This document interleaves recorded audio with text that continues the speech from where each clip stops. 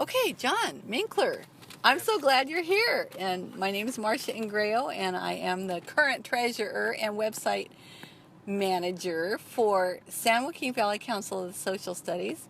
And you are? John Minkler, retired social studies teacher and teacher educator, and now I'm a consultant with working with the Civic Learning Partnership for Fresno County. Okay, tell us a little bit about what that means and what you do. The state superintendent of schools and the state Supreme Court justice put together a task force to revitalize civic education, and they asked 6 counties to create a partnership with community leaders and educators to support the schools in revitalizing civic education, especially the 6 proven practices.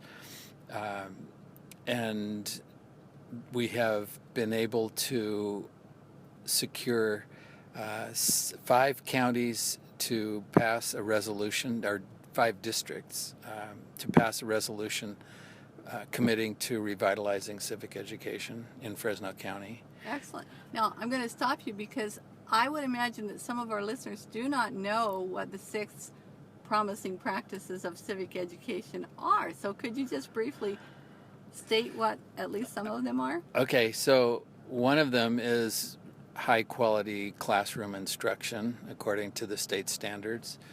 One of them is service learning. That's one of my favorites, where you get students actually doing community service in the community that's tied to the classroom.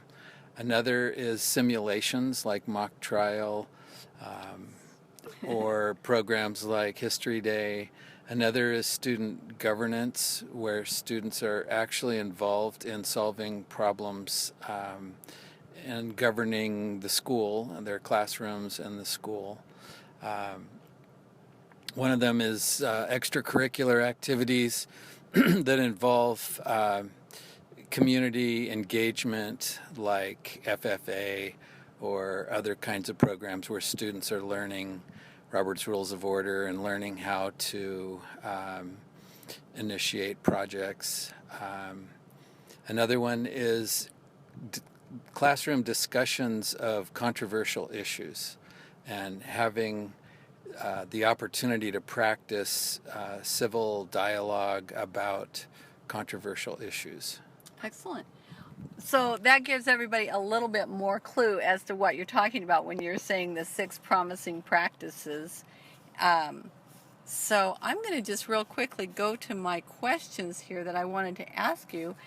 You've told us a little bit about your background. You're primarily in civic education. You've told us a little bit about what civic education is, but what's your background, John? Well, I was a high school history teacher. I've also been working as a special education teacher with high-risk students, delinquents, we used to call them. And I've done a variety of programs to try to reach those kids who've had a really rough time and have really negative attitudes. And then I wrote a curriculum called Active Citizenship, Empowering America's Youth. And then I got involved with the Bonner Center for Character and Civic Education, and I became interested in social studies teacher education, and I taught teacher education at Fresno Pacific University for several years. I worked in the Fresno County Office of Education, doing youth leadership programs like the Fresno Youth Service Council and after-school service learning programs. I've worked with a charter school that was based on leadership development and civic engagement. And then I worked as the founder and director of a nonprofit called Center for Multicultural Cooperation. And we taught students how to do intergenerational digital storytelling. I remember that. Oh my gosh. Well, you are famous around the state. People know who you are. And I just want to make sure that our listeners here kind of have an idea of how broad your background is. What do you think that you do that you feel has been one of the biggest contributors to your success with history, social science?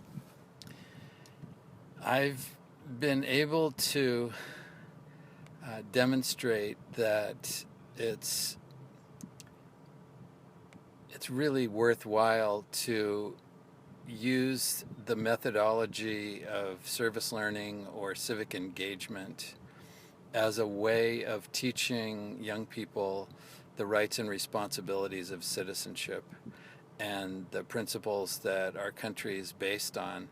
And I've been able to do that at middle school level and especially high school level, organizing students into groups, inviting the students to identify an issue that they're concerned about, and then going through a process of research, identifying experts in the community that they can talk to and learn what's going on already in the community in relation to that issue, and then to come up with a potential solution that they can promote and contribute to, and then to actually get involved in that, in promoting that solution. And I've seen students really transform their attitudes and their awareness of their own capacity to be active citizens and to help solve real problems. And you've been in this long enough to see the effects of that long term with students, I bet. Yes, absolutely. That's exciting. Oh my gosh, I don't think any teacher can ask for a better reward than to know that their students are making, their students, not just them, but their students are making a difference in the world. That is very successful.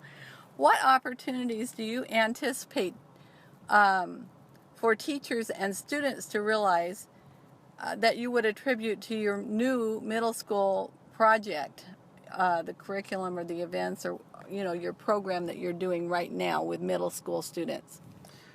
Well, the new Common Core curriculum has an emphasis on inquiry and also project-based learning. And really what I've been promoting, and it's not just me, it's the National Council for the Social Studies and a wide variety of groups. What we're promoting is to have the students not only do project-based learning, but to add the culminating activity where the students become engaged in trying to implement a service or a potential solution to a problem. And that, to me, is a critical component that's often left out. Sometimes they'll do project-based learning and they'll do a little presentation in class and say, this is what we think should happen to solve the problem. So now how are you getting teachers to do this? This is hard learning for teachers, I would think.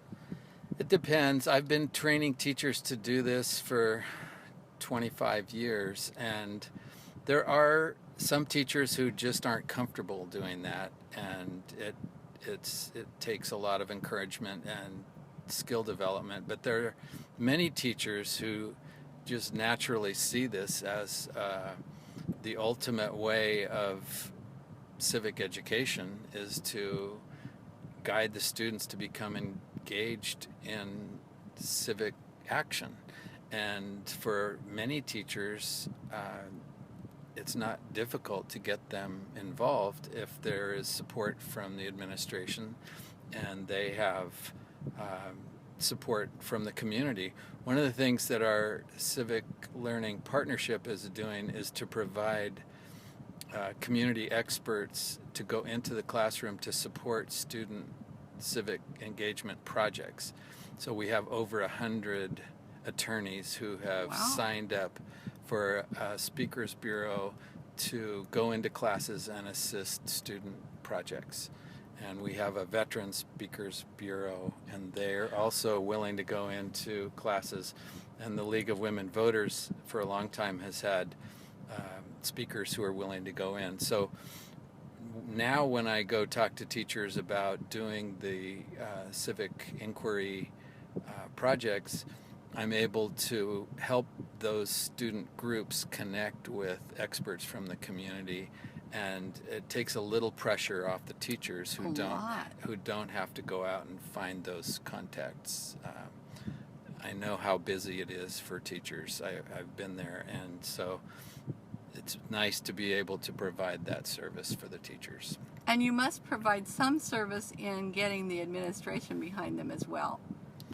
Yes. Yeah. Yes. Yeah, that's pretty huge too.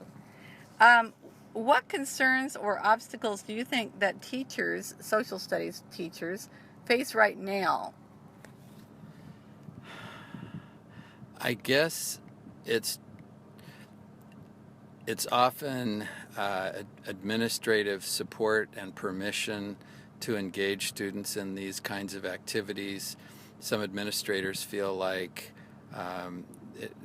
students may choose something controversial, or it's really not safe for kids to be in the community or to bring community people into the classroom. So there are lots of concerns, but where the administrators understand that this is part of the core curriculum, creating responsible citizens is one of the primary purposes of the public school system. There are ways of resolving those concerns and making this a safe process for teachers and students. Excellent. You know, John, there are a lot more questions that I want to ask you, but I noticed the time is getting late, and we both have a meeting to attend. Could we get together again and do part 2 of this interview? Absolutely. Excellent. Let's do it soon. And I want to thank you for coming and being part of this podcast. Good. And I'm excited. Thank you very much. All right. Okay.